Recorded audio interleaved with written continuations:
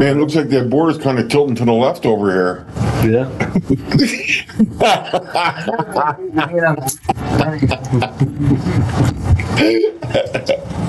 All right, I'd like to call this Special Service Committee meeting of Monday, July 29th to order.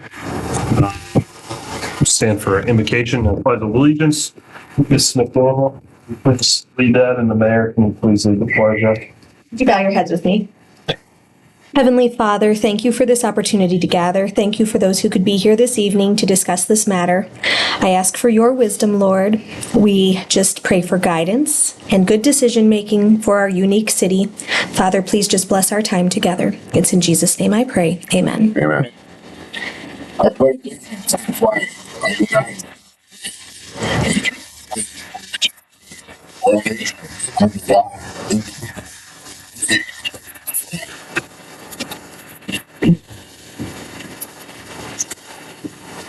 Roll call, please.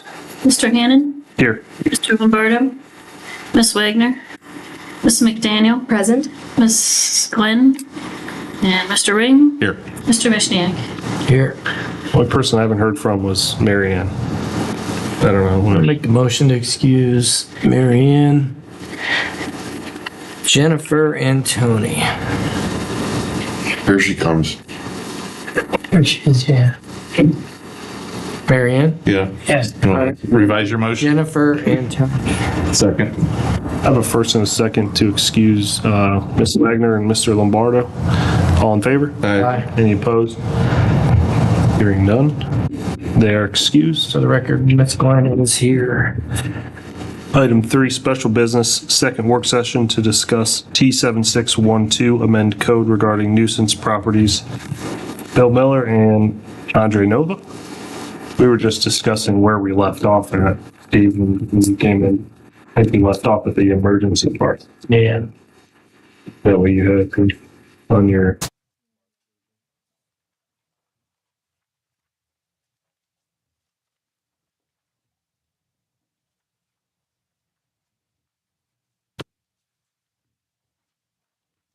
Do we want to start by going over some of the changes, maybe? We want to finish going through and...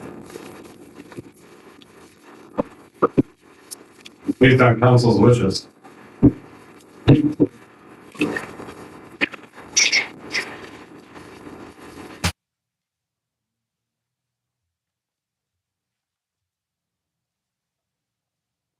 All right, we'll go through emergencies first, since that was the last little section we had.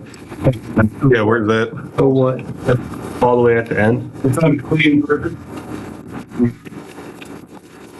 Right after 531.07. Well, it's not on the new version. Oh, this. They just read the old version. I just provided updated one. Okay. Yeah, it's on the flip side.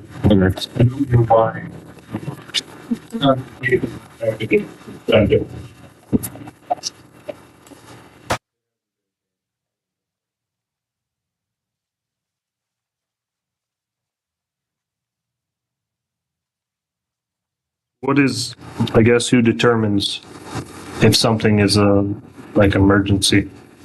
Like what constitutes an emergency for these things to happen? Like if it's unsafe,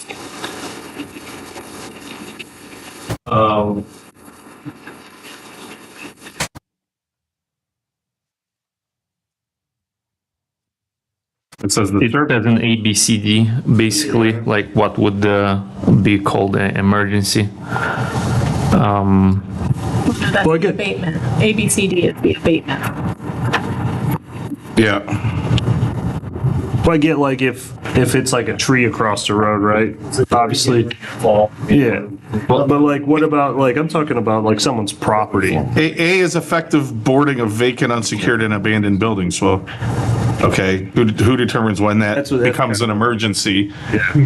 Does it, if a building's vacant for a day, is it now an emergency to board it up, or does it have to be a year? I mean, what's the definition of? Do I use your mic on? So say a house was empty and the police got called out there, then they will call me and say, hey, we need to get some boards on the door, so we go and board it up. I don't just go out and do it. It's usually directed by the police. Mayor? That would fall on me. Okay, and it would be after consultation with the service department, with the police department and fire department. And I'll give you a perfect example. We had a house that burned over here on Stewart. And they let it languish and languish and languish and languish and languish. Okay, and at some point, you know, they kept on telling us that they were gonna do it, and they never did. And finally, until we went over there and said, you know what, if you don't do this, we're gonna come in. Right. And that would to me, that's something that definitely falls under my purview. But it's not gonna be something that, is taken lightly. I mean, I have a very competent group of directors that can, you know, give me the advice that I need to make a decision like that. Should we change that to add the mayor under, because it says zoning inspector shall designate? Well, the zoning inspector, he would be the authority having jurisdiction, and I would give him The green light. The green light, and then the designation of it being handled as an emergency is on the notice that Okay. Andre would send out. So designate on the notice that the matter is an emergency.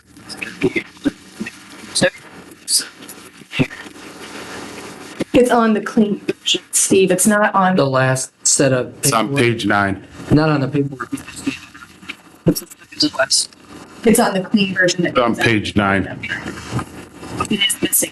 531.07. It had something to do with codifying, and Paul, I asked Paul the same thing, and he said, I don't know, for some reason, it's included here and not in the marked ups. I can recall, I think because it was not part of actual ordinance that we are editing, so it didn't exist at all. So that's why I think it ended up being just in the clean version, but I don't know exactly how it works. Because it's a brand new section. It wasn't an old one that got edited. This was the new section that was added. Yeah, that's what I understood from law department. And if you notice, it's 531.07, so it would go obviously in order after 06. It would end up being on page 6.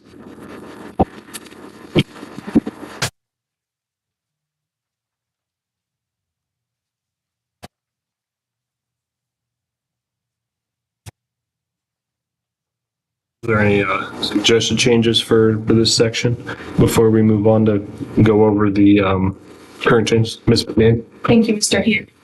I appreciate that the mayor would be responsible for this, but I really think we should have that verbiage in here because it was mentioned at the last work session that if Andre's not our zoning inspector in 5-10 years, and we get some other inspector who decides they make calls or decisions, I know we can hear what people are saying tonight, but I would like it in writing that upon consultation with emergency services, because like you said, you've got a great team. But the zoning inspector is the authority having jurisdiction. And any zoning inspector that is here is not going to be able to go out and to declare something without, he is the authority having jurisdiction. That is what we hire him for. I think it would be appropriate under the emergency section when we're talking about endangering the public health, safety, or welfare. I just think it would be really appropriate. Upon the by the mayor, the zoning inspector shall blah, blah, blah. You know, mayor in consultation with our health and safety services. I just think that's appropriate to put in here under the emergency section. That's just The guy is the public safety director as it is, so he doesn't need to consult with police and fire. okay. He had mentioned that. Yeah. That would be his reference points. Usually some cities like mayor and his designees or something like that. Yeah. It's a real easy clarification that the mayor makes the designation that it's an emergency. That's an easy one. So we can add it to 531.07.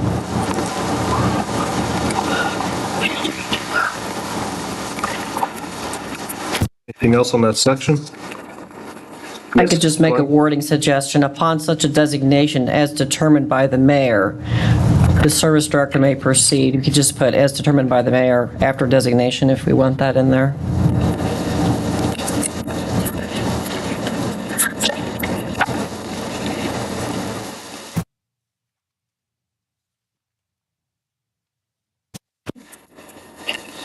No, you'd have to change it in the before. Yeah, you have to change it up. Because the sentence before is Mentions the notice. The zoning Yes. inspector shall designate. shall designate, right.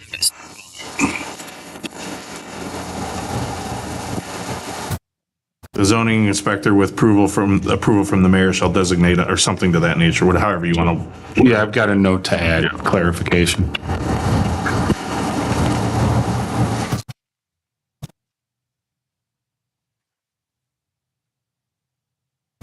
And only, I think that's a good thing to have in there only because doing something that drastic can certainly open us up to litigation. And if,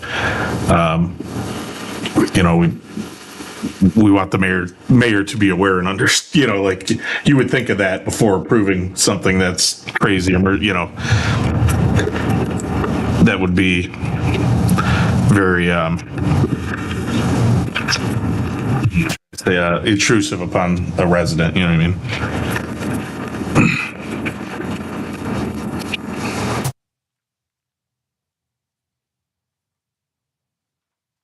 All right. We'll go back through this. So I'm assuming the highlighted sections are what you either added or struck out from the first version that you gave us? That is correct.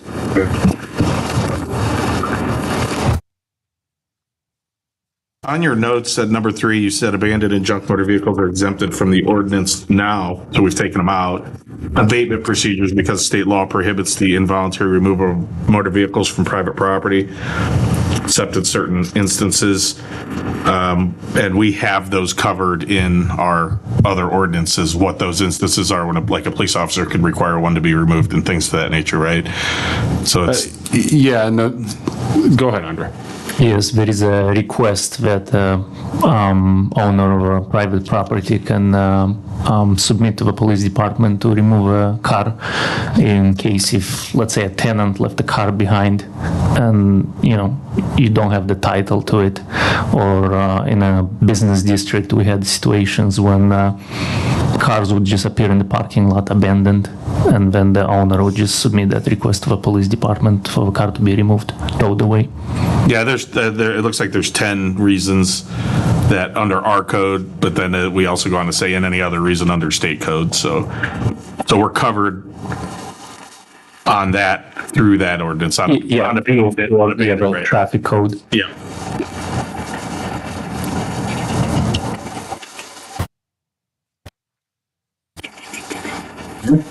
So that was regarding that one.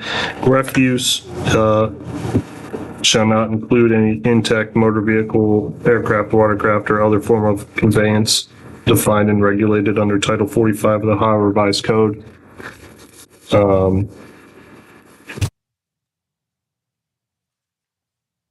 You just branched off and added more into that to include those, along with all the other things we previously had listed. Well, yeah, basically what we just discussed, we decided to just use the 304 traffic code for motor vehicle issues and not included in the nuisance at all. That would be probably a better practice overall. But that's just for, 304 is only for abandoned vehicles. It's not for, hey, I own a junk vehicle and it's sitting in my front yard. It's only for abandoned vehicles. If I don't want it removed because it's not abandoned and I don't require an officer to do it, now you have nothing that you're able to do. Well, we can send a notice and then go for a process and send it to court. Because with cars, based on what I was talking with law department, is a little bit more complicated to remove it off a private property if the owner doesn't want to. It's not the problem is we've completely removed any motor vehicles from this whole code now, so we don't have any teeth. You can't write them a ticket for it because it's not against our nuisance code. Yeah, but we have it in 304 as a junk motor vehicle, which can be cited as a junk vehicle. It just needs to be wrecked or abandoned. Right, if it's not abandoned. Wrecked. So there is a specific definition for junk motor vehicle in the traffic code that would allow us to cite them for not having it on the private property. 304.2. .01 defines junked motor vehicle, and then O2 is prohibited storage of Yeah. junked motor vehicle. And that gives us the same teeth that this is supposed to give us, because that's what we're trying to accomplish with this, so that we have a quicker and easier process. One, it gives the residents their due process rights, but it also gives us an easy or a more clear-cut process to handle these properties when they and if we're not covering in here, that means whatever we're doing in here to give ourselves teeth, it's not going to gonna be for junk cars. So And it's my understanding that instead of bogging the nuisance ordinance down with the junk motor vehicles, that we would revise the provisions in chapter 304. Didn't want to throw the baby out with the bathwater. It sounded like there was a lot of issues last time with junk motor vehicles, how they're considered, what they're considered.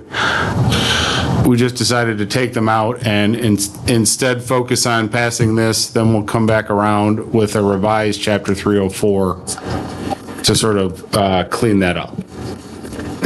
Is that your understanding in talking with Paul, Andre? Yes, and from talking with Paul, he said basically it's a better practice based on, because it's a really fine line of declaring nuisance junk motor vehicle.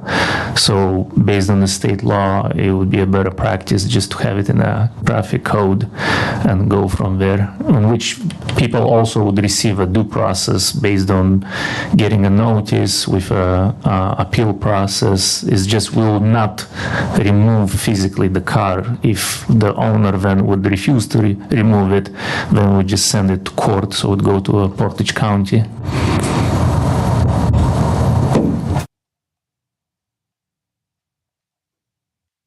okay.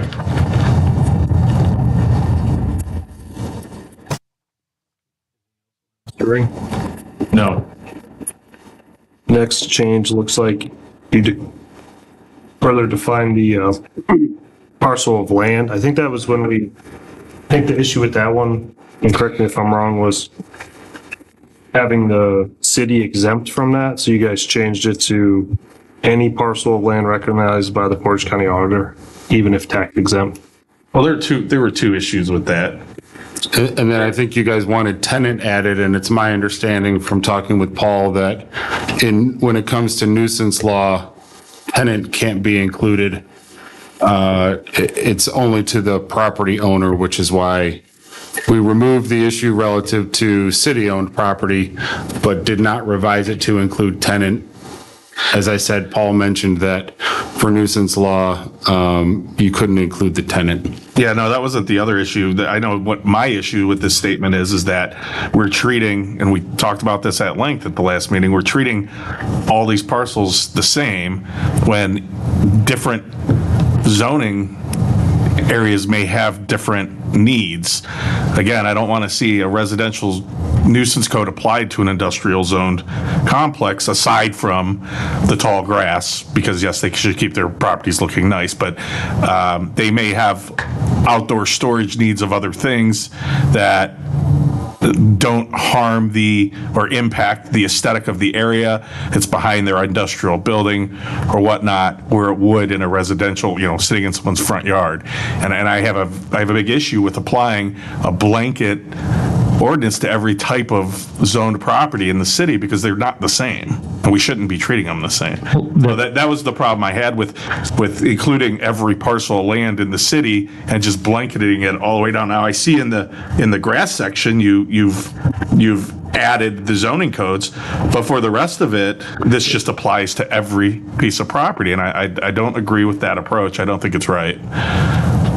I even asked you to maybe come up with two separate codes, one for business and industrial, and one for residential, or something, splitting them or defining it differently. At the top of page 4, look at the verbiage that was added at the top of page 4. provided that long-term outdoor storage as described in this subsection C is not a nuisance when the materials stored are not visible from any abutting parcel or from a public right-of-way. Okay.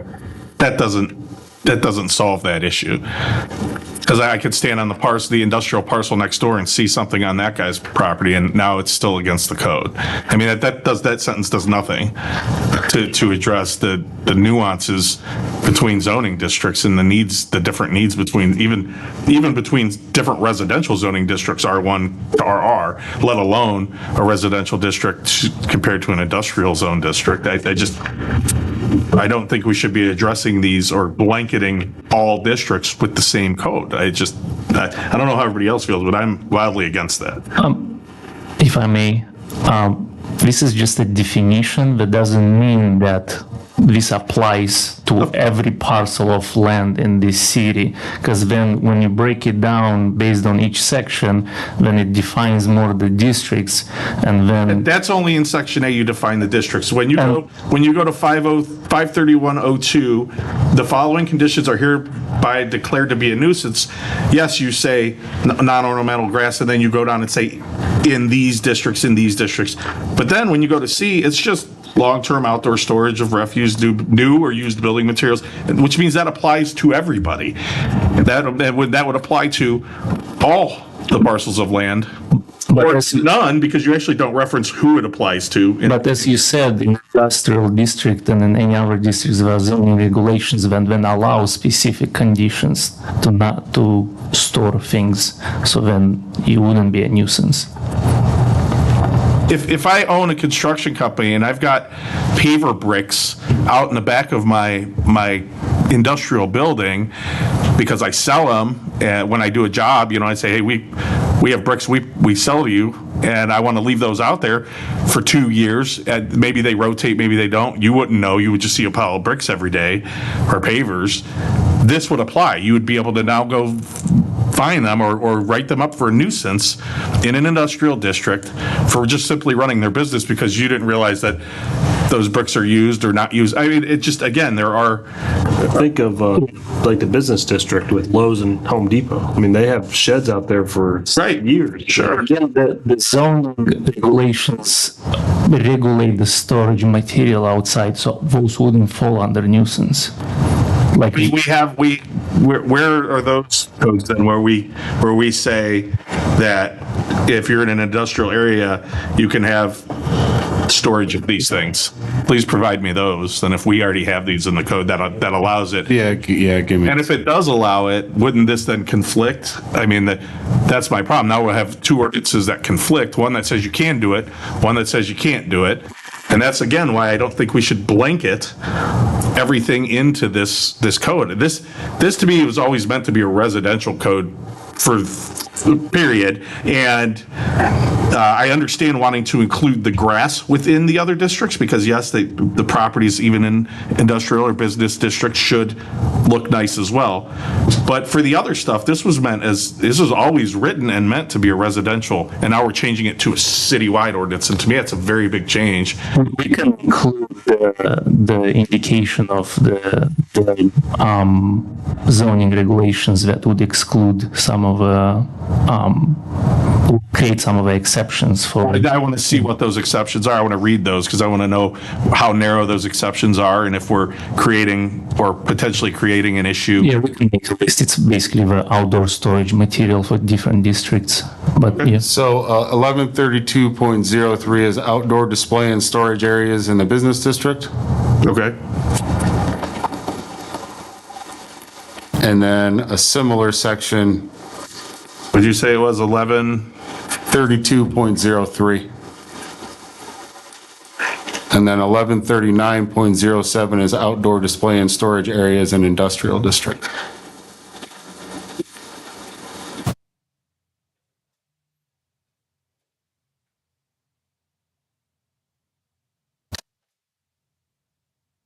Yeah. Ms. McDaniel? Do we have anything like that for rural residential? Because a specific example that I gave at the last work session was fencing. out there in rural residential, and you have acres, and you have rolls of fencing here and there. And that is specified, and that's just one example, but that's specified here as a nuisance. So do we have something like what you're referring to for business or industrial for rural residential, which is different than R1 with what we have sometimes on our properties?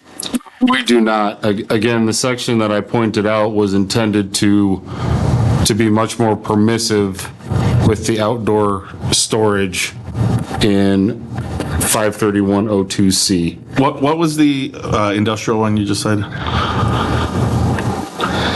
Just got to get there. And that outdoor storage one you just cited for business is just storage of goods for sale. It's not storage of Display and storage. equipment. Again, if I'm a landscaping company, I'm in the B district and I've got a backhoe that it needs to sit there and it's not bothering anybody, this would still apply. Because again, these are very narrow exceptions. That's just for outdoor sales of goods. So Home Depot putting their sheds out for sale or mulch or something to that nature. That's really more of a retail code than it is a business district code, because there are other businesses that aren't retail. I think landscaping business is not allowed in the business district to operate. 1139.07 is the outdoor display and storage areas in the industrial district. Okay.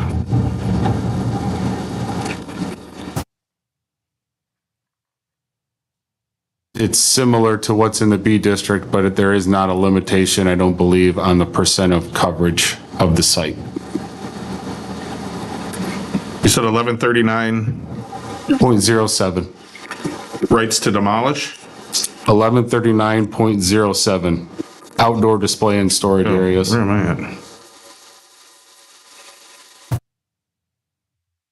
I didn't search streets.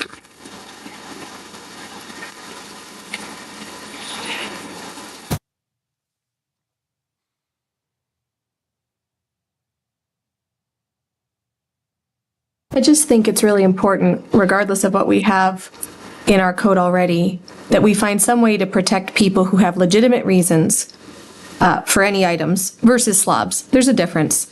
And there are people who have businesses regardless of what district they're in. And if they have a legit reason to be storing some things and aren't just, there's a huge difference from someone who's just trashing their yard. And that's why we So how can we protect? That's why we added the last sentence to 531.02C at the top of page 4. Okay, here's a scenario, if I may. On my property, I have a barn. And there are materials behind it. I can't see it. It doesn't bother anybody. But from the parcel next door, if anybody would go into that parcel, which people don't, but right now they are, because there's some work being done, they are visible. So we have a nuisance now? Yeah. According to this. I mean, nobody can see it, ever. I can't see it. But I realized it's back there because there's some traffic and I'm going, oh dear. So that's a nuisance then, but it's literally not bothering anybody. That isn't right. I'm just reading this protective last sentence. He said after, well, I want to know how we can protect people who have legitimate reasons for items for business versus slobs when it comes to neighboring properties that might care, and also does it encompass a property like mine where I don't typically have anybody anywhere near my property lines or seeing them, but if they were to see this and not like it, is that a nuisance? That's all I'm asking. If I've got stuff behind my barn that's never bothered anybody ever because I'm all by myself. Well, and I can see and it falls under the definition, then technically we would start with an advisory notice to try to... because I'm rural residential with equipment I'm putting behind my barn, so I don't have to look at it, but nobody else cares, but somebody calls you, and so then you're going to come out and check on it? It all depends. I mean, if it's stored behind and it's not creating a nuisance, I mean, I wouldn't see that it would be declared a nuisance. It's really hard to define everything in the language because this job, it's mostly like I have to make a decision what I see, even no matter how much you're gonna define anything in any ordinance. It leaves to the inspector, like police looks at some situations and has to make a decision. Zoning inspector or any other type of inspector, you have to look at it and make a decision. And you try to follow as much as you can the ordinances and stay in the parameters, and there is no way 100% to cover everything by the language. Yeah, and we know you need some leeway, but we're trying to protect the residents and business owners within the parameters of the code. That's why we're having these meetings, because we read this and felt it was wildly unfair, and that's why we've made the suggestions we made last time. And one of them I know was to get rid of or do something different about that, because we don't want everything treated the same. And that's why it's still there. That's why we added the. I don't think that does anything, John. It doesn't. That last sentence does nothing, because if it's visible and somebody calls, then there we go. We're back out. We're back to square one, and that doesn't protect anything.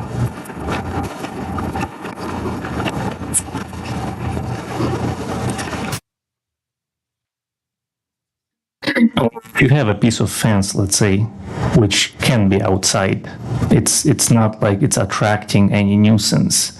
It wouldn't be declared a nuisance. It's more like if the fence is like falling apart and, it's not stocked properly and raccoons start living under it, that it's creating a nuisance. There is a judgment call sometimes when you look at it. In relation to businesses, as we indicated, most of the districts, they have outdoor storage area sections. Those are, I just bring them all, and they're basically on goods sold or equipment used on the property site. So it's essentially retail, which is what's allowed. Like forklifts or something that you have outside because you're using them. That's not necessarily what we're talking about, especially with the things listed here. Well, in this district, there is specific businesses that are allowed, and that outdoor storage section literally covers all the businesses that are allowed in the business district and what they allow. My point is, it allows a very narrow scope of what they're talking about. Goods for sale. That's what they're talking about in those outdoor storage. It's not outdoor storage of construction material that I may use in 6 months. It's not outdoor storage of a construction machine that I may only use once a year. It's not outdoor storage of, some of bins, tanks or propane tanks, you know what I mean? Like, it's just, some of that stuff is not allowed in the zoning code at all, so it wouldn't be allowed either way. It would be a zoning violation. So Lisa, the stuff that you have behind your garage that nobody can ever see, what is it? They're going to be visiting you tomorrow. Well, obviously there are no secrets here. Well, this is nonsensical. It's flower pots, fencing. It says wrecked or dismantled. Pallets, fencing, bins, tanks, and other bulk materials. If Andre would come out and wrecked or dismantled, it says. Pallets. If he thinks if he thinks it's wrecked or dismantled, but I'm saving it, let's do this scenario. I'm out in rural residential. I'm a homeschool mom. We do all kinds of projects. I save stuff for a project. I'm being serious though. That's a scenario. You would come out and say, that's no good. I found a raccoon run out of there. Well, we're right by the woods, but now my stuff's the problem. I'm just trying to run scenarios here specific to my ward that doesn't have HOAs in place, which is mostly rural residential out where I am, that would affect the residents. I'm just running scenarios, what could happen, and I'm using my barn as an example. So far, I didn't see examples that would be a nuisance. Wrecked or dismantled fencing. Section of fence against it's not a nuisance. But it's visible from the property next door. It's like, it's a big section, like, take it apart, and it's just like pieces piled up, like, Or is it laying over? Is it a Some of pile? everything. it can be way over. It's a section of fence that it's in good condition, Could you be know. laying up rotting on the ground. If it's, Make sure, it's broken up, it looks like, you're about to create a bonfire there, and it's just, but you're not, and it's just sitting there for over a year, you know. Let's say somebody's got, say it's something firewood that someone maybe wants to burn, or maybe Lisa's doing homeschooling and she's trying to attract termites for a science experiment. I mean, it sounds funny, but especially, now I could see it being different in your neighborhood, right? correct, it is, right, absolutely. Absolutely different. So that's why I'm trying to apply this to the folks that I represent. It's a different thing. That would not be cool. Right, and that's kind of what I was going to say over here, is that what applies in your RR district is not the same that should apply in, say, an R2 district. Or an I1 or a B district. Right, That's exactly. my whole point. is, But yeah. some of us, like most of my ward, in fact, I don't know if there's any HOAs in my ward. We're out there without an HOA, and that's fine with me. I'm not a big fan of those, but even so, if we don't have the proper zoning to take care of people who have to live next to people who are saving everything, and so it's not the same, and you're not arguing with me, so I appreciate that. Right. And I'm not arguing with you, Yeah, so. it's just not the same, but it's being applied. Right. That's my problem, is that it being applied. And I did think last time we talked about making separate codes for commercial, industrial versus residential, and so I guess that didn't really happen. Is that correct? The separation of zones didn't happen at all, aside from the grass stuff where they took out RR. But the separation of the application to the long-term storage, the tree, brush, or other woody plant, and all the other sections, abandoned unsecured buildings, outdoor storage of hazardous, apply to every This is zone. what I'm struggling with is I keep going back to this sentence that we added. There was a lot of issues about, 531.02C. And what's junk to somebody is a treasure to somebody else. Yep. So we added that last sentence, and you've disregarded it several times now, but that is a very permissive sentence. Can I ask a question on that sentence? It's not a nuisance if it's not visible from an adjacent property or not visible from a public right of If way. it's not visible from anywhere, you wouldn't even know about it because nobody's going to call. Most things are going to be visible from an abutting property, especially in your backyard, unless you got a 12-foot fence. Obviously from the right of way, that's easier to be invisible from. But from an abutting backyard in a residential district, if I walk out my backyard, I can see 30 houses down from mine. So that's why I said it's not a very valuable sentence, because it's really impractical. Of course, things are going to be visible for the most part from another property. So it really nullifies the sentence. That's why I don't think it holds much weight. Right, I'm agreeing with Justin. I don't see how, if we're going to say as long as they aren't visible, does that mean we're going to make people the businesses have to put fences up so people can't see it? Well, let's make sure, I don't know, it seems kind of, I guess maybe unclear, I guess. It's very difficult to do. How would you have, depending on the parcel, I don't know that you can make things not visible, and this is stuff that businesses need to use. We're not talking reusable things. We're talking literally about junk. We're talking about used or new building materials.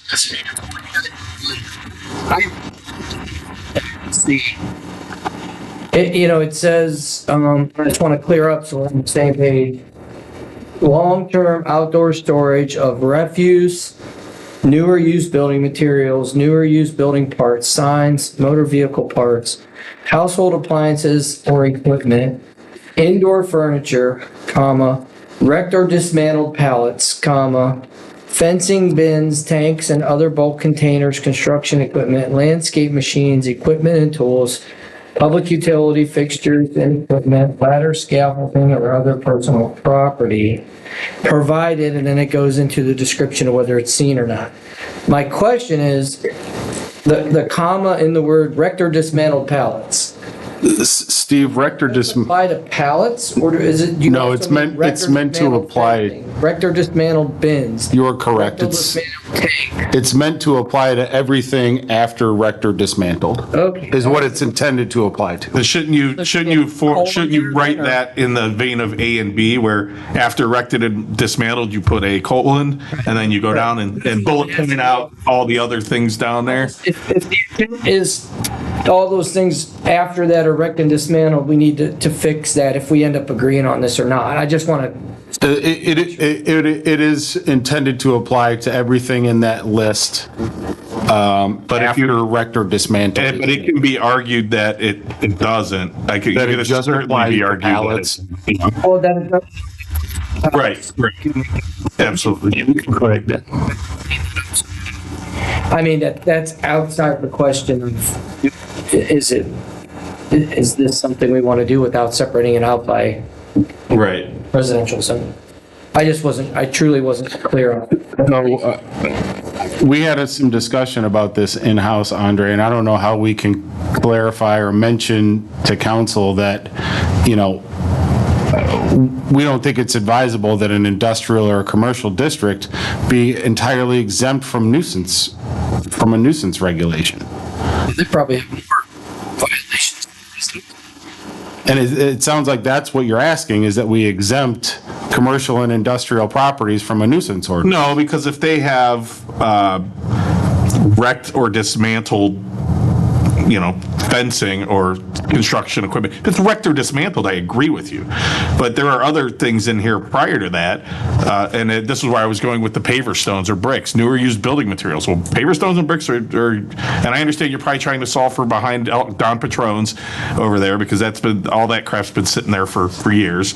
But there may be legitimate reason to have something sit out there for a year. So, maybe the guy's building a huge project and he pre-ordered his building, the material, so he didn't get behind when it came because there's supply chain issues. So he's got a ton of bricks ready to build, but that section of building is not going to be ready to start for a year. So maybe it has to sit out. I mean, there are plenty of things that can happen that cause that. And so if it's wrecked or dismantled, I don't disagree with you that you apply that. You can apply that to business and industry, because that I'm talking about everything in here. So I don't think this whole statement is proper to blanket every district, and that goes to RR for some of the things, and in the industrial and business. If the rector dismantled, I'm a lot more comfortable with, but I can see a reason that somebody may have some building material sitting there, and now we're going to tell them it's a nuisance and want to make them move it or start fining them or doing whatever. And I know that's where your judgment comes into play, Andre, but maybe the next zoning director.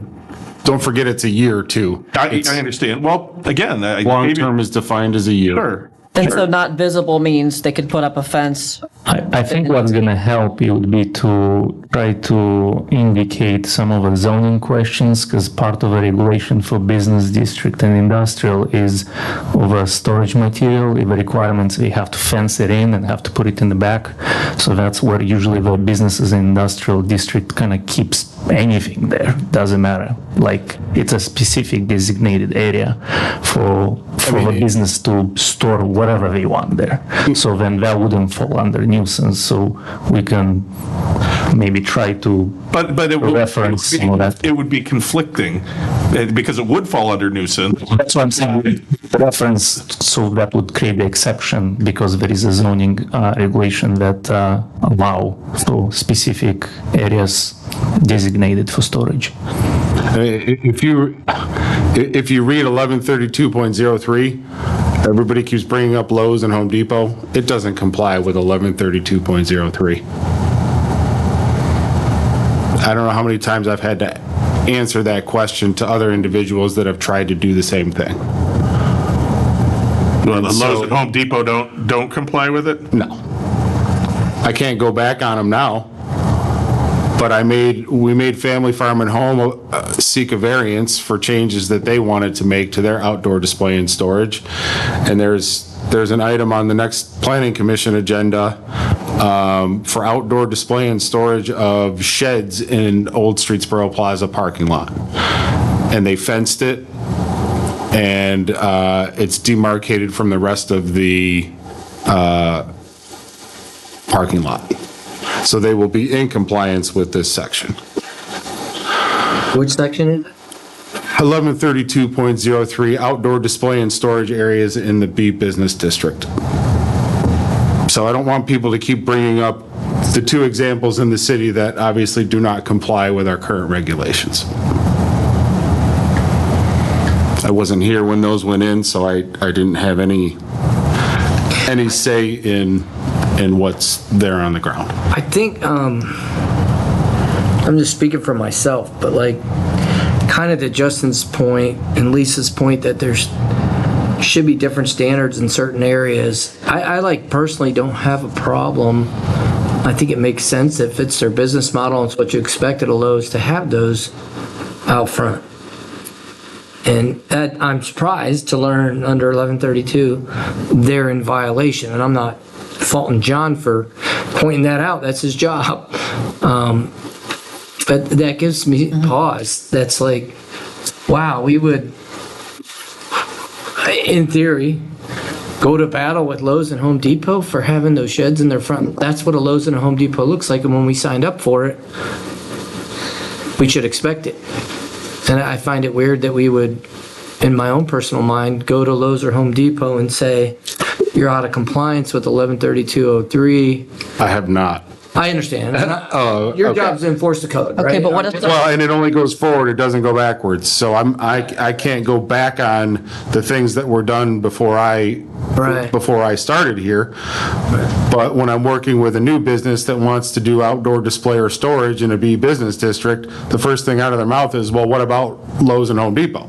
Right, but that's the part of me that's like, if you're Lowe's and Home Depot like, and you're Quality Farm and Fleet, or whatever that old Kmart is. Family Farm and Home. Yeah, and you want to run trailers or sheds or other large farm cattle gate displays in your parking lot, that seems to be, in my mind's eye, okay. Like, I'm like, yeah, that's what I expect.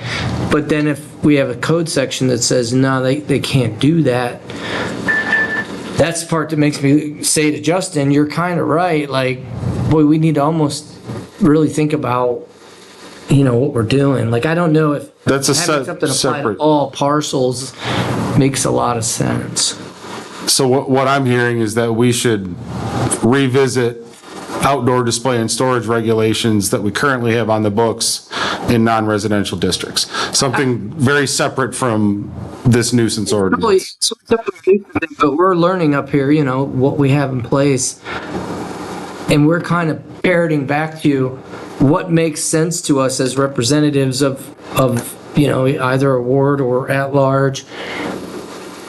And there's a lot that we don't know. This is getting deep in the weeds with what's permitted under the regulations. We try to give you feedback that's common sense language, like we'd rather see it X or rather see it Y. I'm not saying go after this stuff, but I am saying, like, I don't think it's a bad idea for a Lowe's or a Home Depot to have sheds or trailers or cattle gates out front. And we should structure our statutes in a way that permit that. That would be my one of 7 votes on that issue, right? And I don't think we should be going after the homeschool moms that have, I'll say it, I don't know, your house may be immaculate, but what if someone from my neighbor, Julie's neighborhood, would say, what a bunch of junk you guys got. My wife's one of those people, right? I come home, I put a couple hunting tree stands for bow hunting and lean them against the shed, and she flips out, like, what do you got that junk on the shed for? I'm like, it's a tree stand climber, it's hunting season, and I stays outside. Oh my God, the neighbors are gonna call in, we're in trouble. It goes back to that one man's junk is, one man's. I picture the RR zone as like the land of the free, right? Like, you got more than 2 acres, you're on a farm, you wanna have a bonfire, hoop it up, throw a keg on the back of your rusty pickup that's been sitting there for more than 1 year, I'll join you for a beer, right? But I don't want that on Emerald Avenue, you know? Right. And I love Critter, but I look up at Critter, and Critter's got 16 25-foot boats that should be in a marina in Lake Erie parked in his driveway. But I sit there and say, you know, it's walleye season. I don't mind that, you know? It's not there all year. So I kind of go back to Justin's comment, Lisa's comment, and I think it's a lot of hard work, but we need to figure out what the representatives and the administration, the mayor think about those individual zones. I gave you a quick example about my skewed version of the RR zone, right? Somebody else may say, that's stupid. I want the RR zone cleaned up. You wouldn't be that, but, you know, I don't know, maybe I'll pick on Jennifer because we grew up in the same cross street from each other. What if she were to say, I think it's time to clean the RR zone up? I get sick of going down Elman Road and seeing that Woodside Lake Park and Danner's Farm and their old horse carriage, you know, like, I don't know. I think we need to figure out where we are on those zones, tell you in plain language, and then let you guys draft the statutes. I think there's no quick answer, and when you say all parcels in the city, I don't know how we reconcile that, understanding there are differences in our minds about how the law should be applied differently in each zone. You know, we look at the RR district, you've got some areas that have very large parcels, and then you have other areas in the RR and the OC district that have very narrow but long. Great point, yeah. Long parcels. Great point, yeah. I have a suggestion. How about if we try just to remove visible from parcel next door, but still leave the not to be seen from public right away. So we maintain the front yards clean basically anywhere in the city. So then RR just make sure that they don't have any junk up front. So then from the street everything looks nice and clean. Does that take away, that though would take away some of your ability to, because I'm not saying that there aren't junk. I've seen some backyards, and I have a buddy who's abutted, his yard abuts to a backyard that is atrocious. And there are definitely nuisance. I mean, it's you know, animals are living in the, you know, old wood piles, and it's affecting his property, right? Snakes are coming over, all that kind of stuff. So if you, it's in line, because if you remove that, then then the person goes, well, no, I'm reading the ordinance, you can't see it from the street, so I'm good. We have property maintenance for that, so we can address that with property maintenance, which would be a more detailed process to go through, but we can address that. That's in a different area of the code. Yeah, that's in the property maintenance code. Yeah, we're learning as we get there. Yeah. So you've got property maintenance is sort of the first go round. It becomes a nuisance once property maintenance is not able to effectuate the change that we're looking for, or compliance with the ordinance. And we want if we want to, I know I'm complaining a lot about how this is written. I'm not against this. Because we do need more teeth. I mean, we need more teeth. That's and this gives us, hopefully gives us that, from what I understand. And so I just think we want to be, my whole point is I want to be careful on not creating a blanket rule for areas that may have much different needs. And we need to think about that when we're doing this and include that into this. So, you know, maybe we do exclude the I or B district from newer used building materials, newer used building parts, because maybe there is a need for that at one point somewhere, and those that can be included in residential, and we do include it for wrecked and dismantled everything. You know, that's what I'm talking about. I think we just can't have one blanket rule that applies to every piece of land. What is it? Every piece of land that the Portage County auditor can tax or assess. So, yeah. And that's, I think that's what I'm getting to, and I think that's what Steve was getting to as well, so. We can try to remove some of the words and just leave the most Well, there, erect and dismantle stuff. I can understand in a residential district, you don't want used building material just sitting in someone's front yard for a year. That makes sense to me, right? even new. But, I can see in the industrial district where there may be a cause for new building material to sit behind or sit on their property for a year, where it's not impacting, the industrial area is much different. While we want it to remain nice looking, people expect there to be things like that on properties there. You don't expect that to be in someone's front yard in an RR or an R2 district. So that's what I'm saying. Things like that, when we're writing this, we need to think, all right, well, what makes sense where? And that's what I'm asking you to do is, all right, newer used building material doesn't make sense for me to be included in industrial, but it certainly does in residential. Again, I go back to the zoning regulations where there is storage areas, designated storage areas. I reread them 3 times. That is for material that is to be sold. So that's not necessarily the case with a building material or something of that nature. So that doesn't apply to everything. It's outdoor sale, storage, and display of goods, supplies, and equipment to be sold are permitted. So that's not everything. That more talks about if I'm selling something out of my industrial or business property, not if I have materials that I need to use for a project that are just sitting back there. Or are those considered sellable materials? Because maybe I don't know. It says here outdoor storage and or display areas shall not cover more than 15% of the site area. The area to be used for outdoor display slash storage is what should be indicated on the site plan submitted to the Planning and Zoning Commission, along with proposed fence locations. On 113907, is that what you're on? I'm looking at 113203. Okay, I'm gonna 07. Outdoor display and storage areas shall be maintained in a neat and orderly fashion. The site plan submitted to the Planning and Zoning Commission shall indicate the area to be used for outdoor display slash storage. Proposed fence locations. Outdoor storage and or display areas shall not cover more than 15% of the site area. So if I have I'm going to use a construction company and I've got pavers in the back, maybe I'm going to use them for that actual property, right? Maybe but I need to wait a year for the ground to settle. I don't know, whatever it is. I've got a crap load of pavers sitting out back.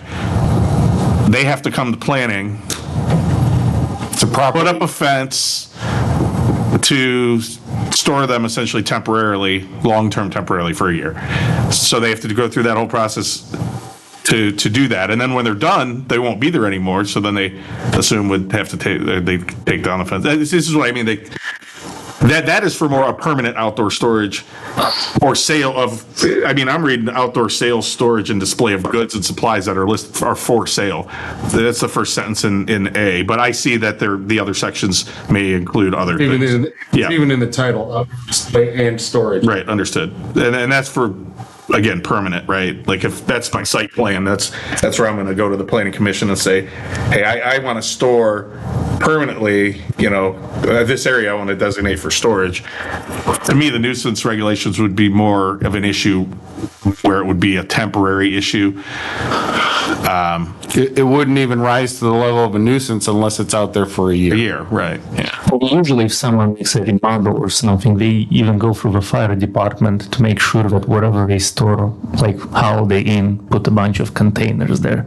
You have to go through like a review basically for fire department to go there, make sure their equipment can turn around and drive around. And even in residential area, you had someone that wanted to bring a container to store their materials, because once you in RR, because if you hold the materials for too long outside, they're just going to deteriorate most of the materials. So then they went through an application to where they're going to store that. So I just can't see I don't know of any property or any case for the past 2 years that would create that issue that And I'm not saying there has been, but there could be. And we look out for all potential. And most of the businesses that you are indicating, it's not even permissive in the districts that, in the business district. Like you indicated, for example, if I have a landscaping business, well, you can't have a landscaping business in the B district. And the same way, there are like specific businesses that are allowed when there are conditional uses. And landscaping business in the industrial district, then. I mean, whatever. I'm not going to argue that point because that's moot. The bigger point is just, again, different zone, different needs. Let's look at it that way when we write this. That's what it boils down to. It's the easiest, most common sense language I can use. There's another thing. I'm talking all districts. All of it. I mean, some of it maybe can be grouped. I don't know. Sure. I mean, like these here and these here. It's not like we have to have each. Sure. However it needs to be done. So we're gonna look at that and come back with some suggestions. I can take a crack at writing it and send you that if you want to. We will take it back to Paul and be very specific in the directive. Can I have a follow-up question? Sure. So basically, mostly the issue kind of goes around the new or used building materials and new or used building parts for the industrial and business. I mean, like this specific, that was just an example. There may be, other places again where, like Lisa was talking about for the RR, where, maybe it is visible from the parcel, but next door, but, it's really not a big deal because it's 1,000 feet away. Yeah, I can see it, but it's behind me. Like suggested to just eliminate completely, the visibility from the parcel and just That's what I'm saying. Maybe in the RR you remove the visibility, but in the R1 you don't, and that's what I'm saying. We've got to think of what we're doing in each district and what each district's specific needs are, and what the unique situation of each district is. Because RR, a big visible from the neighbor's property, it could still be 1,000 feet away. Doesn't mean it's a nuisance. Where an R1,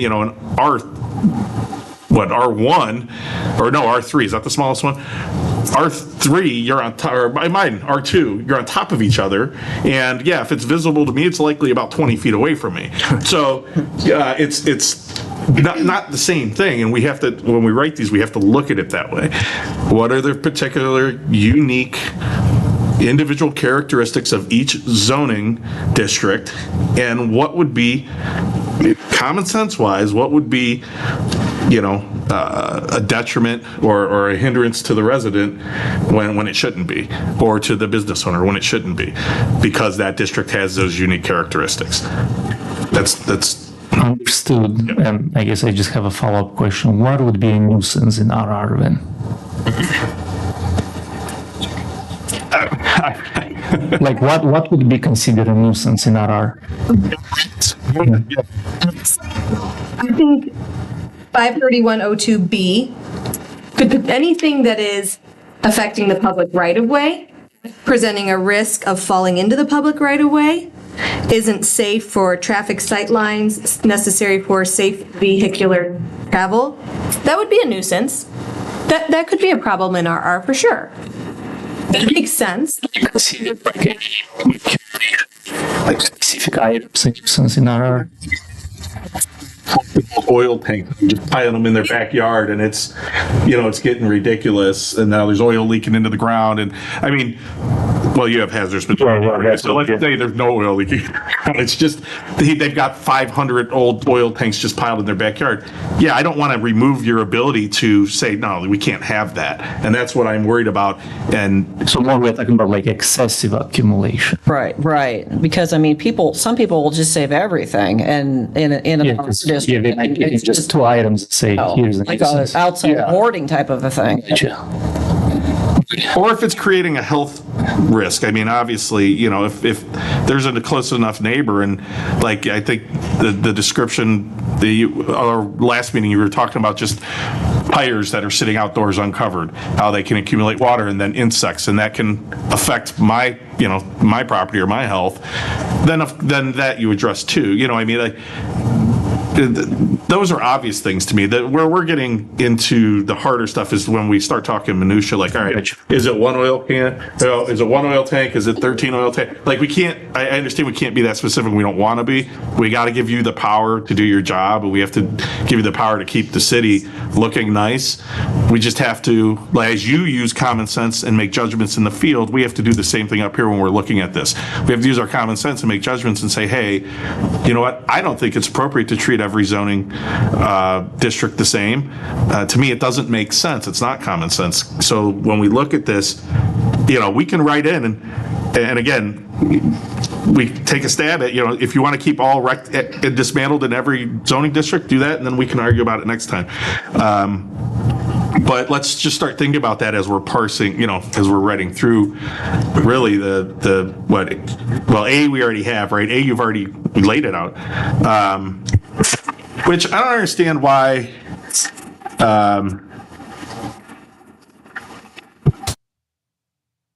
why can't 1 and 3 just be combined? R1, R2, R3, RO, B, BT, C3, and CR, because they're the same, it's the same language on any parcel of land within those districts, right?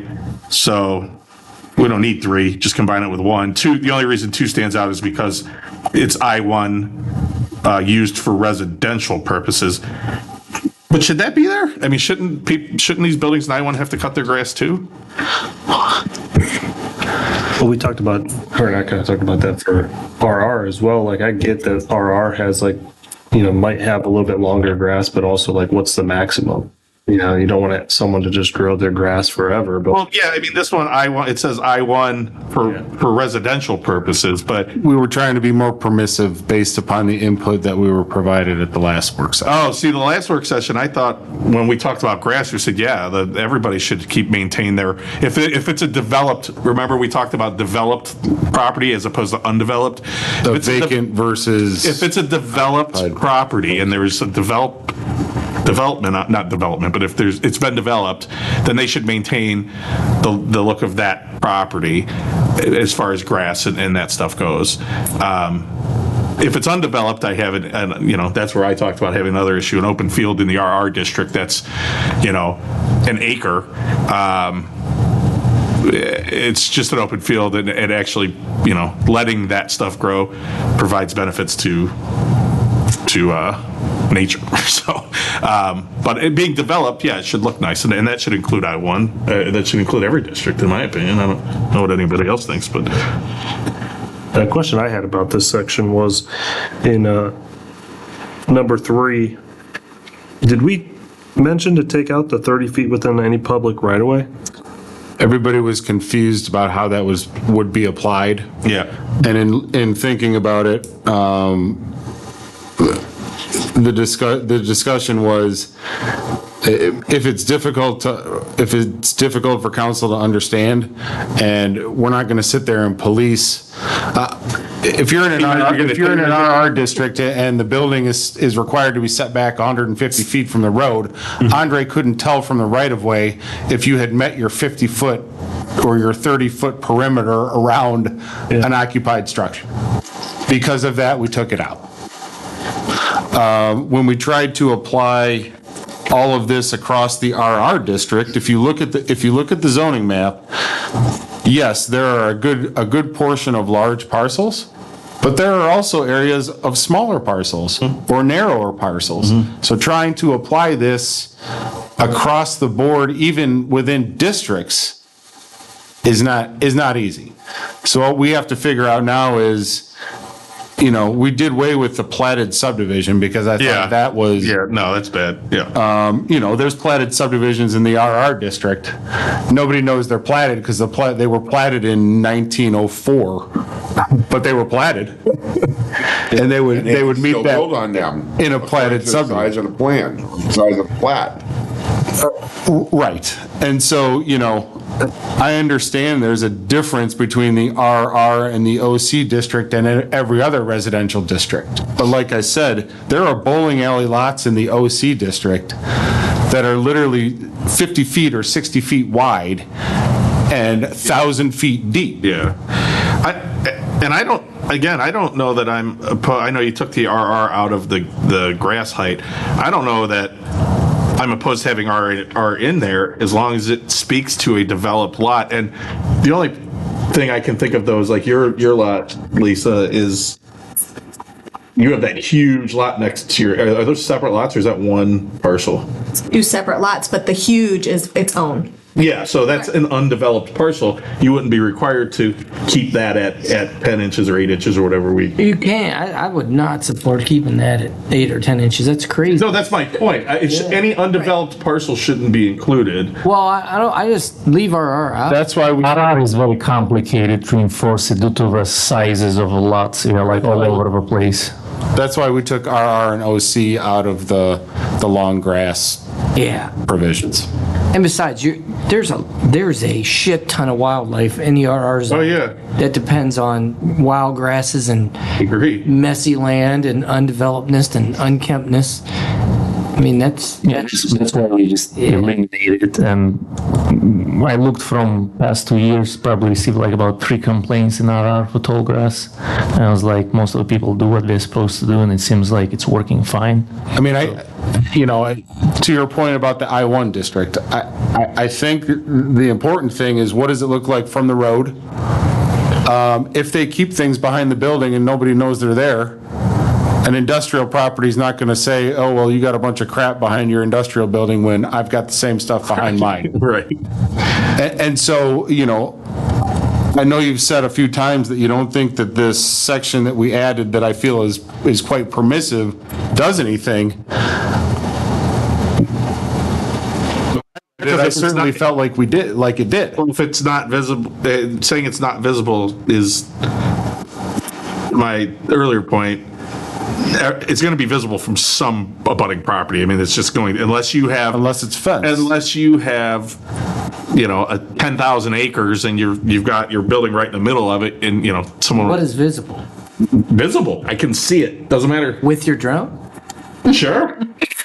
That's my point. You can see everything on everything with a drone. Yeah, that's why I suggested is to remove that part and just from the public right of way, so we maintain kind of the front yard being looking pristine, so to speak, for lack of a better term. So that whoever goes for a city, regardless of the city, it looks nice and organized.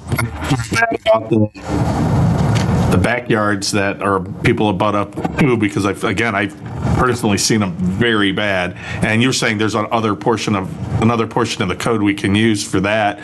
But if that fails, we don't have any more teeth, and that's what we wanted. Yeah, we only think for the spot for our R1, R2 zones, because. And that's why I said let's break it up, or at least try to make some differences and adjust a little bit to see how we can do that.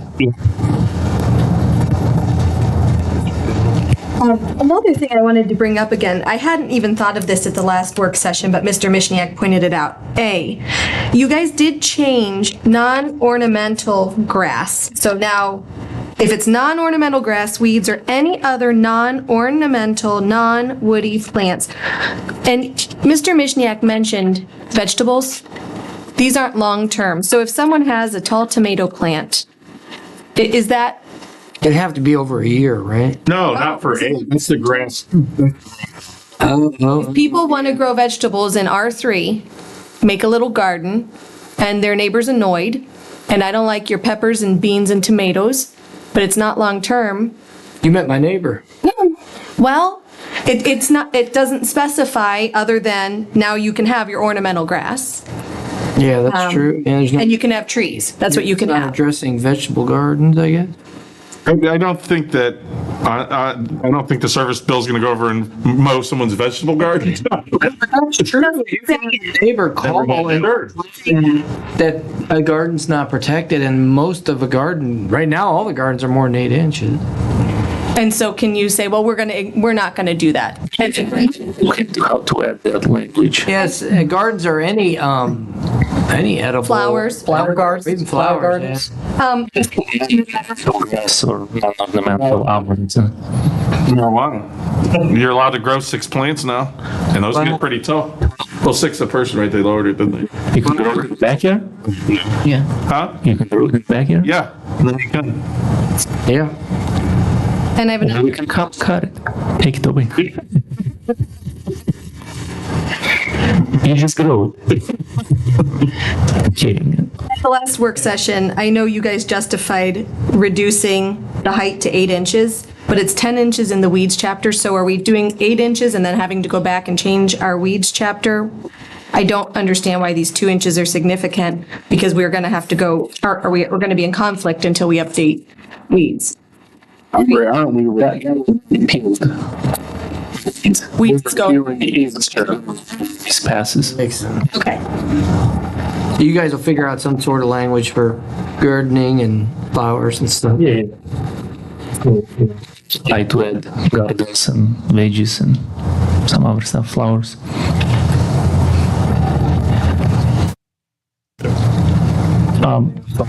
Are we good of 8 inches, or do you still want to know why we lowered it? Well, I mean, you explained it at the last work session, and I kind of think it's silly, but I'm not gonna argue over 2 inches. Site, like Yeah, To beat your equipment up? it just beats the equipment up. You're already 2 inches taller. By the time we get it a week later, it could be 2 or 3 inches more. So you're 15 to 16 inches versus That's 10, fine. 10 I to just 12. wondered more about the consistency, but if that other chapter's disappearing, then. Yeah, it'll be 8 across the board then.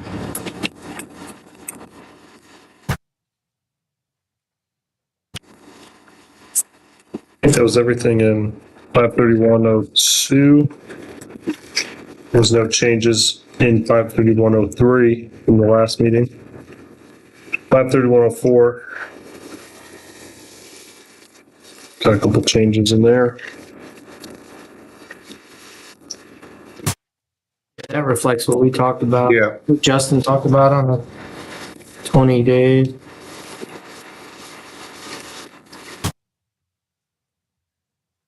Questions on those changes?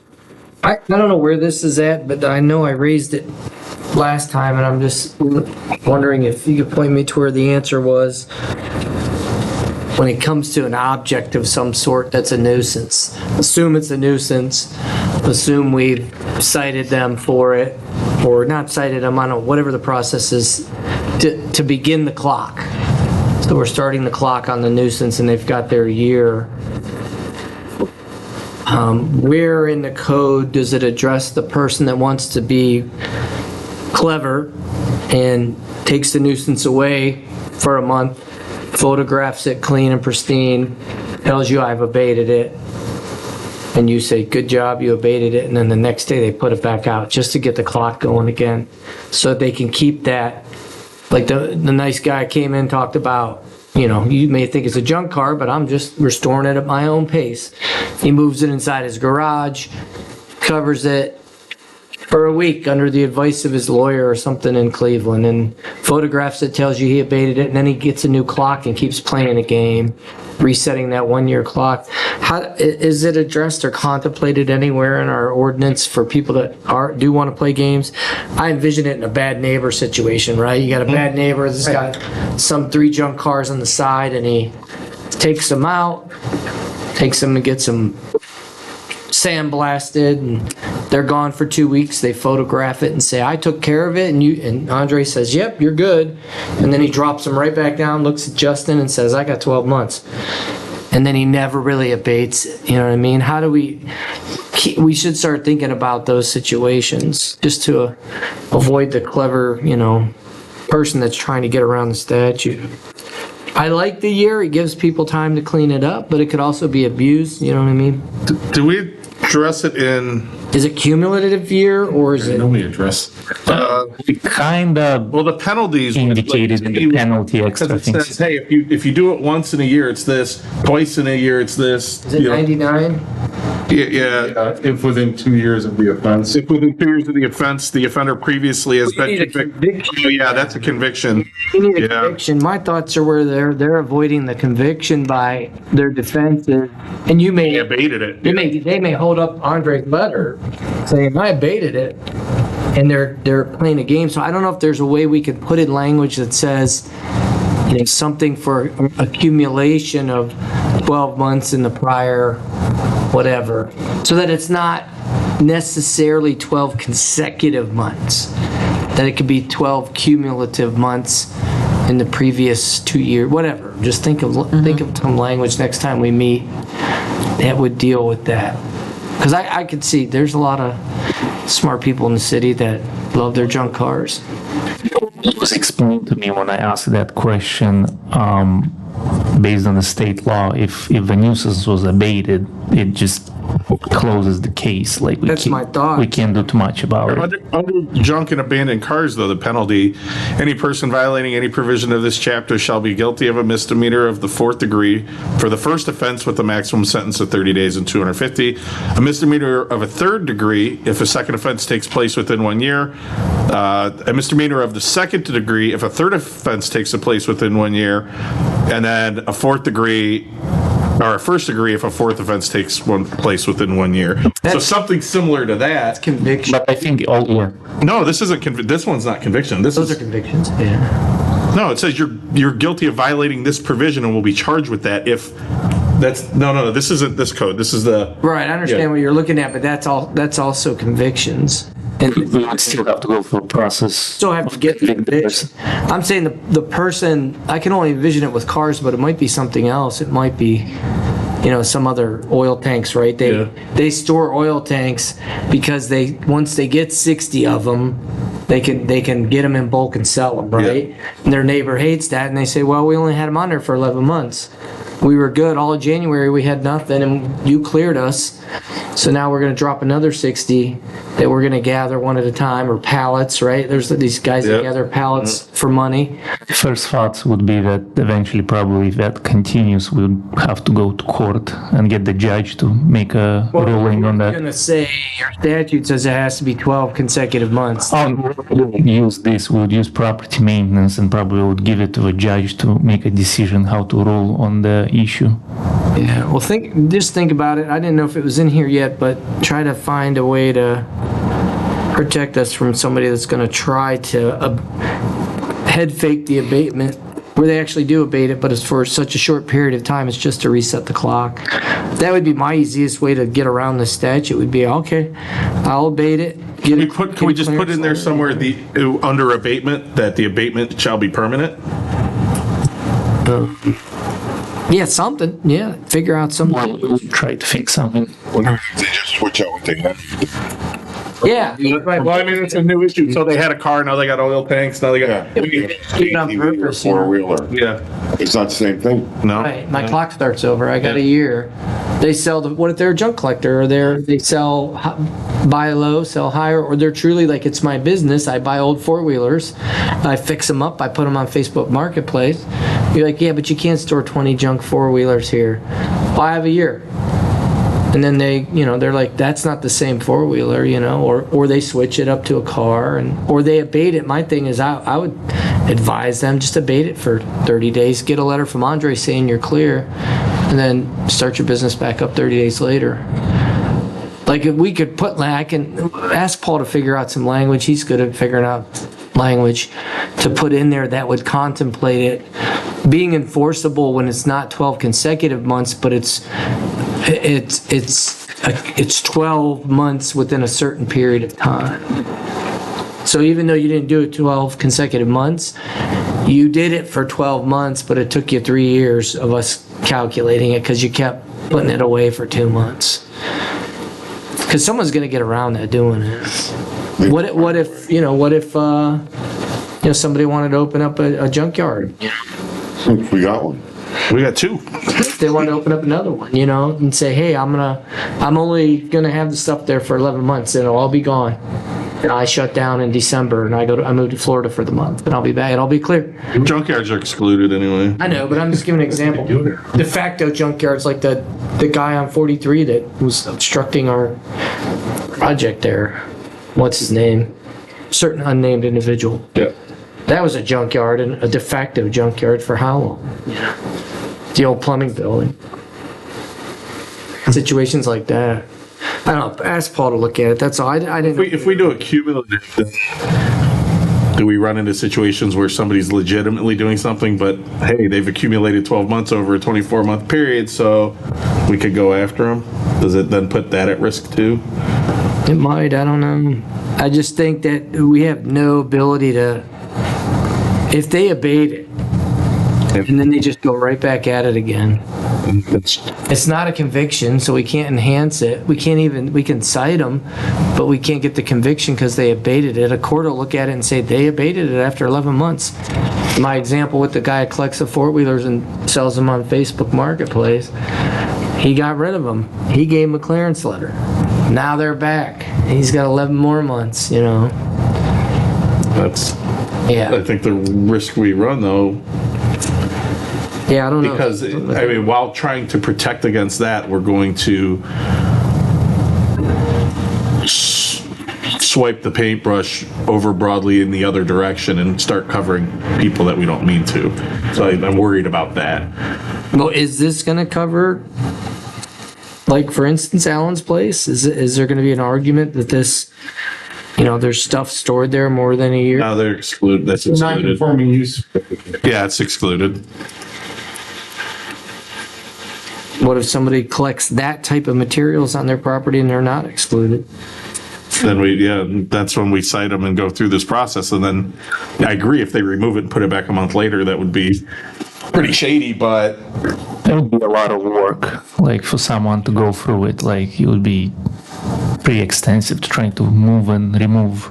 I think chances are limited that they'll even try to do that unless they have just very few items. yeah, see if Paul can come up But with we'll some look, kind of yeah. language that might protect, but doesn't, Think about it. try not to,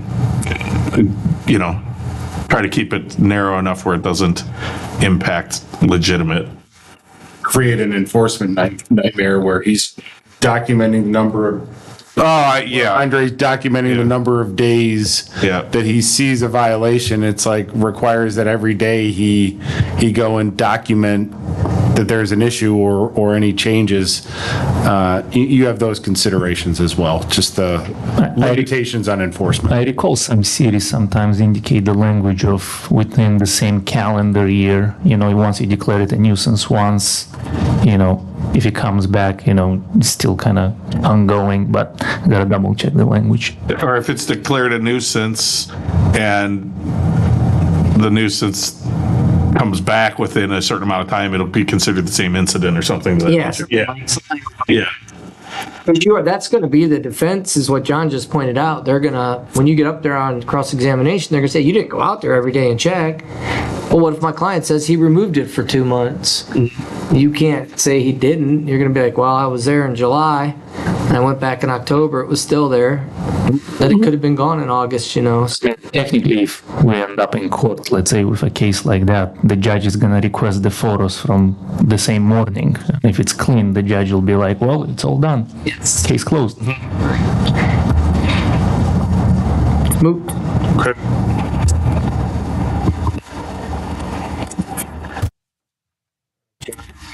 We're at C, right?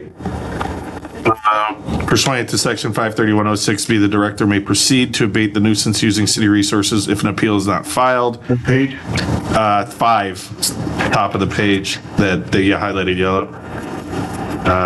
Is not filed as of the abatement deadline. If the nuisance has been abated by the city prior to the appeal deadline, an owner's timely appeal is nevertheless not moot and shall be heard by the board. There was something similar, wasn't there? Yeah. We talked about that, right? Yeah. It was a little bit different, but kind of the same idea, and the misunderstanding was the part where, even if we abate the nuisance, that the individual still can appeal if that has that 20 days that he can still appeal it, even if we abated the nuisance prior to that 20-day period. The other issue is, do we address the fee to appeal this? We talked with Paul, and he said that would be addressed into the fee ordinance. We can't address it into the nuisance. Well, I'd like to see that at the same time as this. Okay, so he said probably would add some sort of extra language in there or something like that.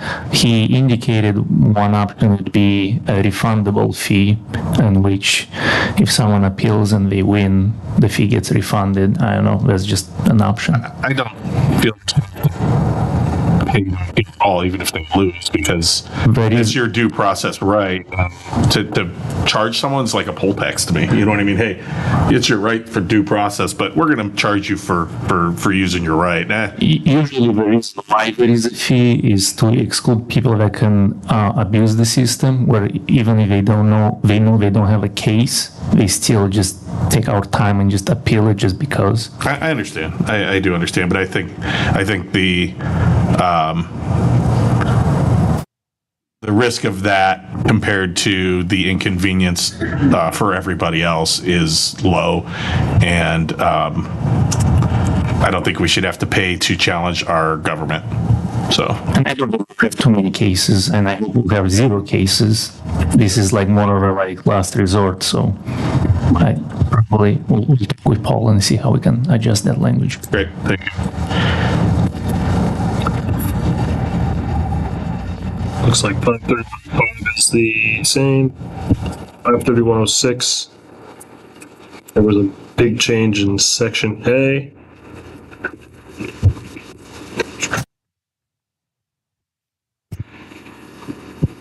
The last sentence, the first new sentence is just generally sort of like a purpose and intent type of a statement. And then the last is on city property, clarifying.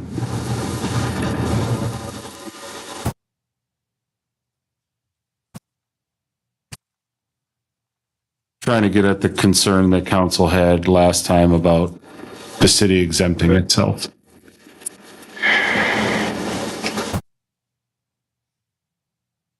Yeah, we're going to abate it, but we're not going to serve a notice to ourselves. Right, that makes sense. The next change just looked like you guys added it and specified in. I think pretty straightforward. And then on page 6, the owner's timely appeal is not moot and shall be heard by the board, notwithstanding that the nuisance has been abated. That started on the other page, though.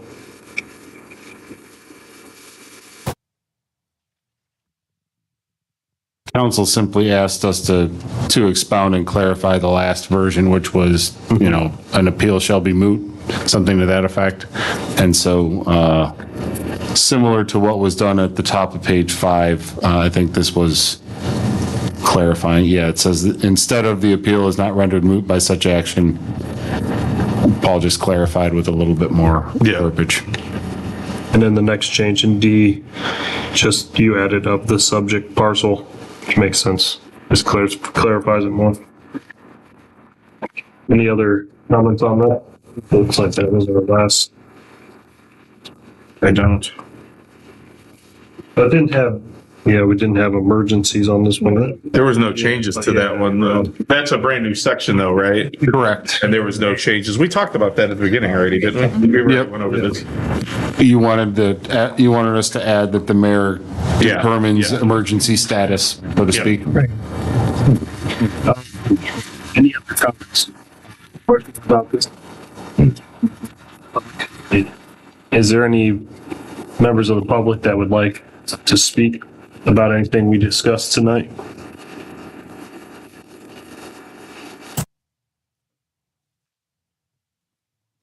Are we scheduling another work session or? Yeah. We're gonna need to. You guys want to? No, I just didn't know if we wanted to do it tonight or we want to do it next meeting when everybody's here. Yeah, I would rather do that. So we can. Yeah, and let's give us some time to get with Paul and get a sense for how much time he's going to need to draft. We really need to wrap our head around the district-specific regulations. We talked through a lot of this stuff, and when you try to apply the regulations as they're drafted to all the parcels in the RR, given the differences in parcel configuration, it's not easy. And so we didn't know if we were going to try and set a minimum acreage, how we were going to handle that. Again, it's not an easy thing to do. We'll take another stab at it.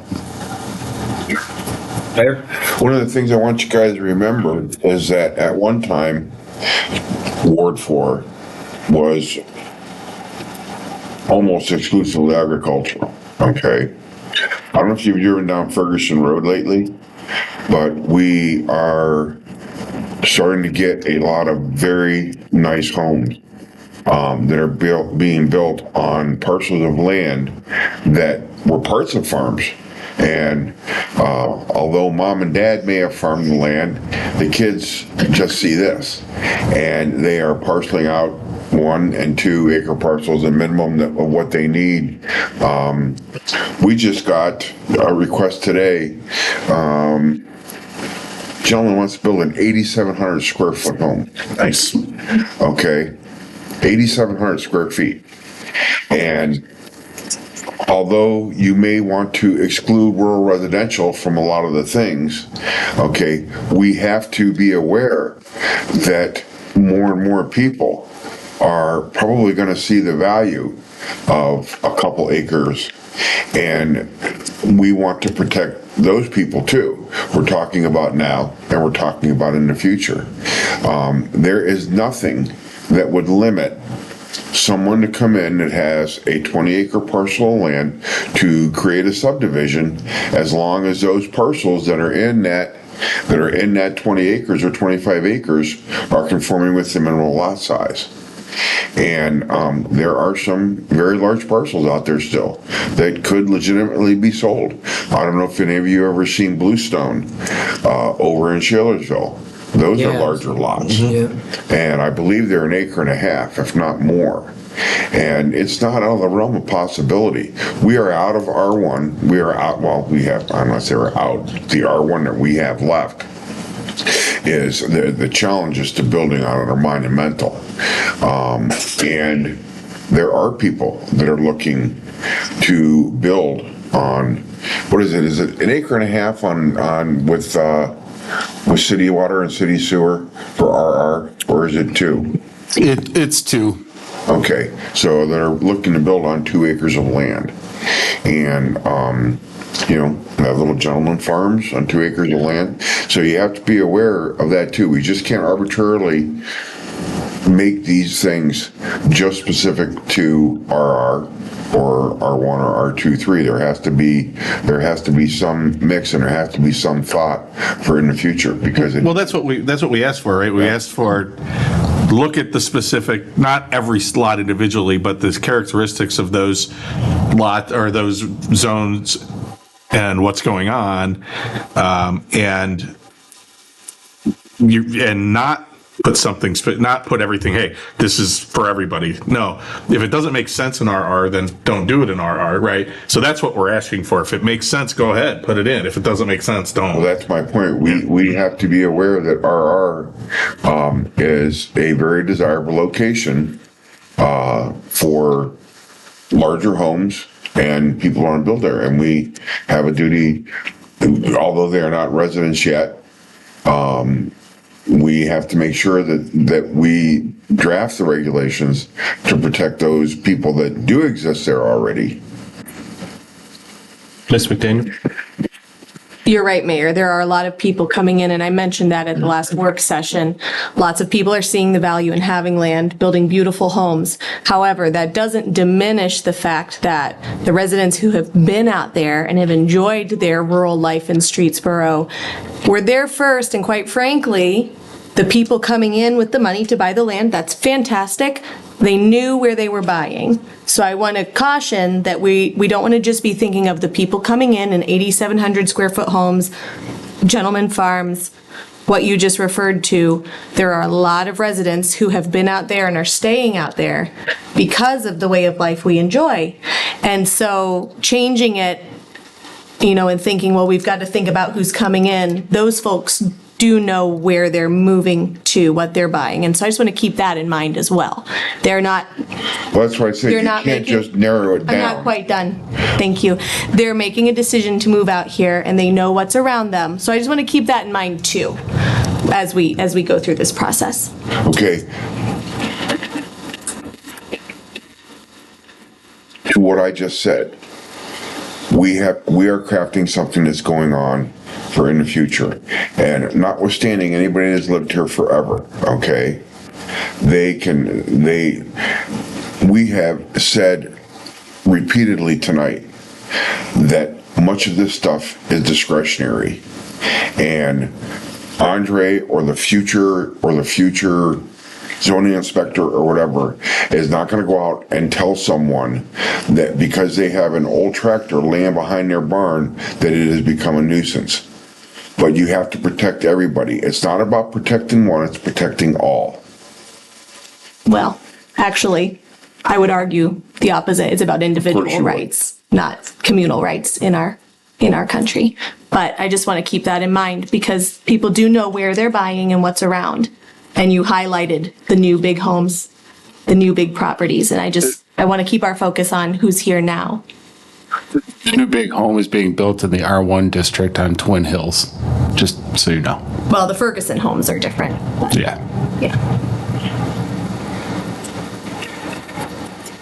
Any other comments?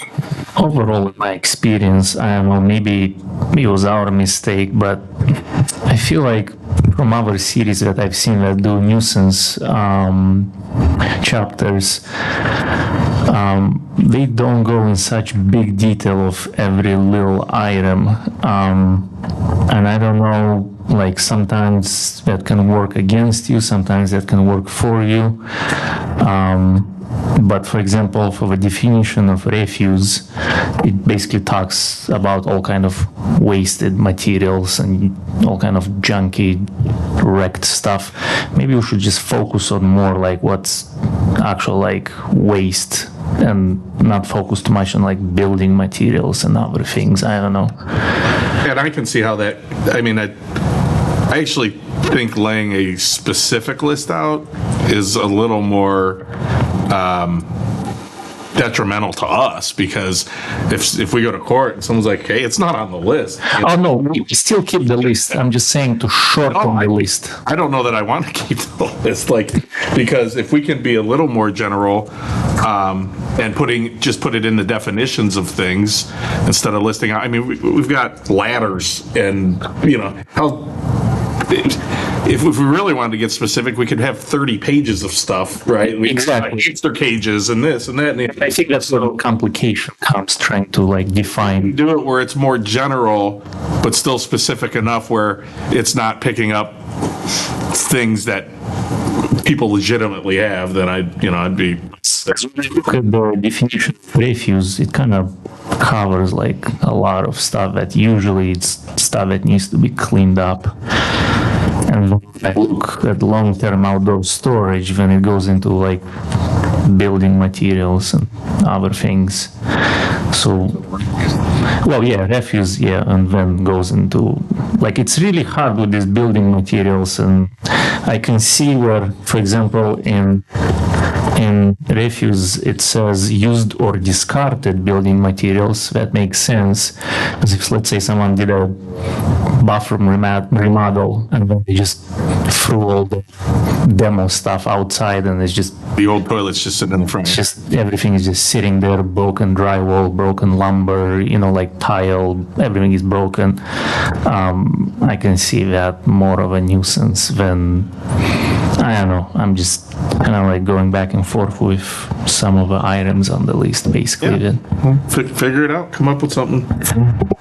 Take a look at it.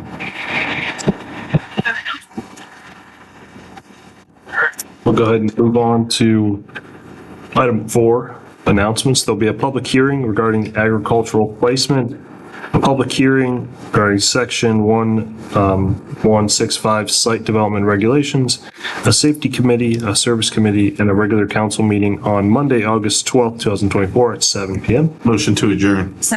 First and second to adjourn, all in favor? Aye. Any opposed? Hearing none, we are adjourned.